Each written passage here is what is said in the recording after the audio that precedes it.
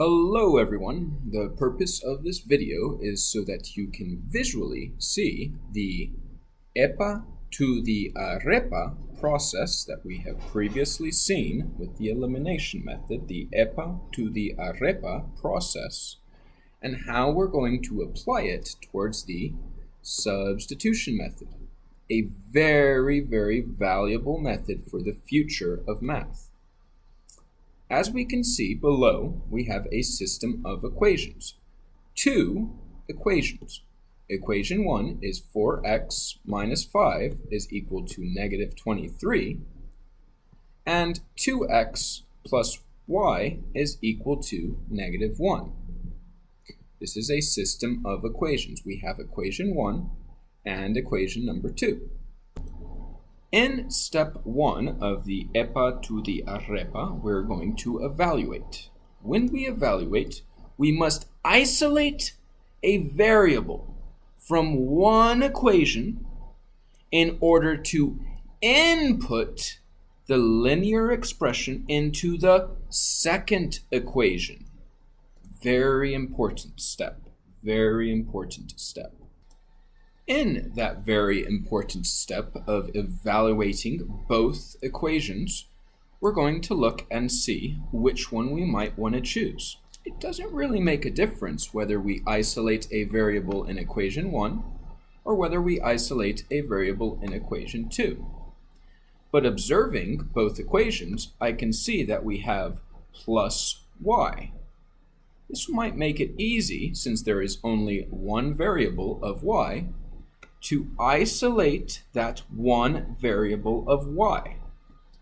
When we do so, our final result should be subtracting 2x from both sides of the equation.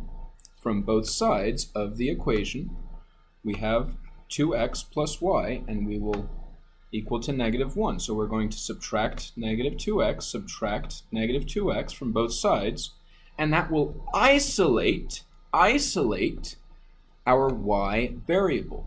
Y equals negative 2x minus 1. This is still the same equation that we had originally seen in equation number 2. The only difference is that now it is in slope-intercept form. It is still the same equation. It is still the same equation. Now that we have done step 1, evaluating our system of equations, we're going to move to step 2, the process of the AREPA to the AREPA. The AREPA to the AREPA process, P. With our y variable from equation 2, we are going to input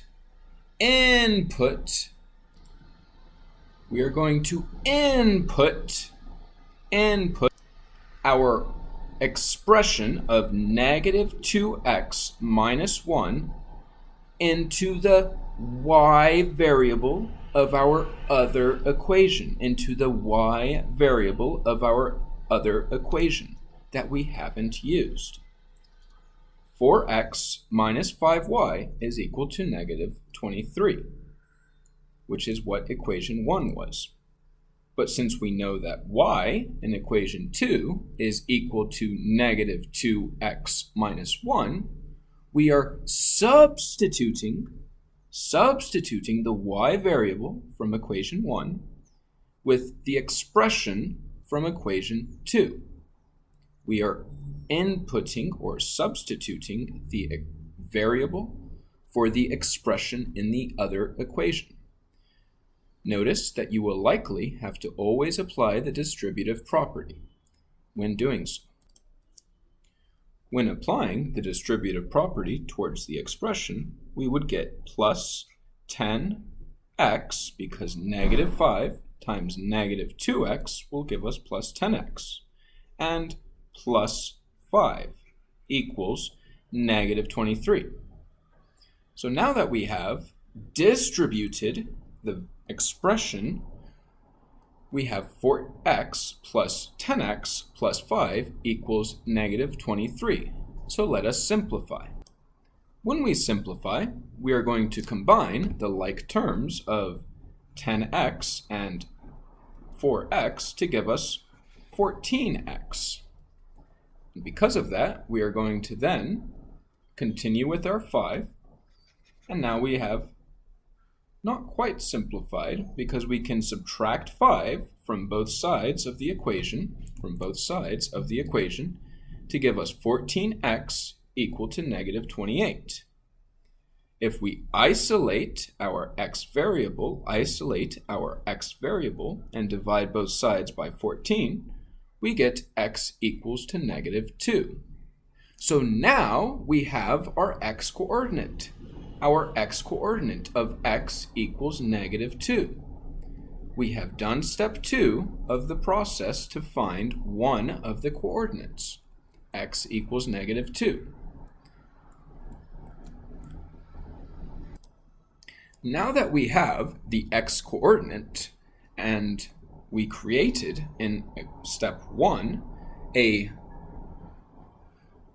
an expression of negative 2x minus 1 equals y, this is very important. We always use the original equation from step 1. I'm going to say that again. We always use the original equation from step 1. It just makes your life easier when you do it. Y equals negative 2x minus 1 was the result of step 1 when we evaluated y equals negative 2x minus 1. I will say that one more time. Your life is a lot simpler when you input negative 2, your integer, your x coordinate, into the equation from step 1. Evaluate. Step 1, evaluate. So when we input negative 2 into x, we have negative 2 times negative 2 minus 1. Negative 2 times negative 2 will give us 4. And minus 1 will give us 3. So now we have found our y coordinate. And as we can see, we have x equals negative 2 and y equals 3, where both systems of equations intersect. Both systems of equations intersect at the point negative 2, 3. Let us observe that graphically on a graphing calculator. When both systems of equations are inputted into a graphing calculator, we can visually see how they both intersect at negative 2, 3 on the graphing calculator. So we clearly made the correct decision in deciphering that the intersecting point is negative 2, 3. A reminder and a review of the steps of the AREPA to the AREPA process towards the substitution method. Here it goes. In the substitution method, we're going to first evaluate, whereby we isolate a variable from one equation in order to input the linear expression into the second. Y equals negative 2x minus 1 will be inputted into the other equation. When we input negative 2x minus 1, the expression, into the variable of the other equation, we end up with 4x minus 5 times minus 2x minus 1 is equal to negative 23. Step 2, as always, is how we find one of the coordinates. In step 2, when we find one of the coordinates, we isolate for that one variable.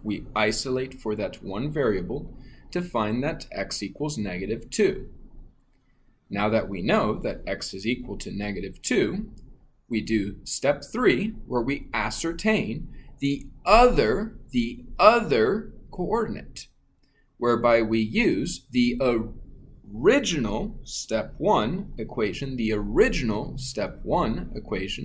to input negative 2 and find that our y coordinate is 3. Our y coordinate is 3.